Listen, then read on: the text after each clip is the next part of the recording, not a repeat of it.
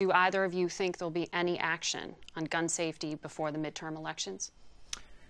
Before the midterm, I don't know. I think that's a wonderful issue upon which for us to prove there are areas of consensus, provided the two sides come with a relationship and don't judge one another's motives.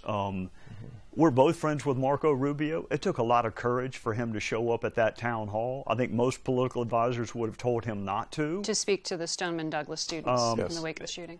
And to then be confronted, by seeing you as like looking down the barrel of an assault weapon.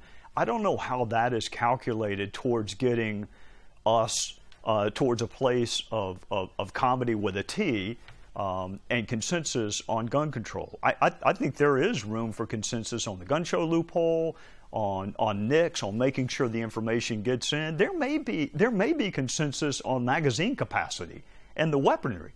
We'll never know. Because well, those are the things the students are asking for, and you met with some of those students. I did. I had the privilege of meeting with several of the students from the high school, both those who are in favor of more gun control and the one student who is opposed to that. The reality of it is in the last spending bill, we had fixed NICS as a part of that. So we have done something about bringing together those folks who find common ground on dealing with some of the gun violence in this nation.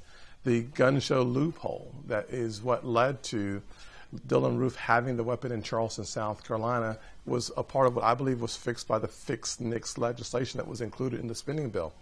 The focus on mental illness as the most pervasive factor in all the mass shootings in the last few years, the mental component cannot be denied. The mental health component cannot be denied.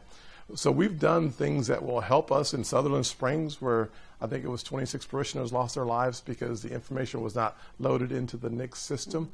There's been some steps that we've taken. There's still more steps to be taken, but we are actually moving forward in a very positive and constructive way. I think the DOJ talked about banning bump stocks. That legislation would fly through Congress tomorrow.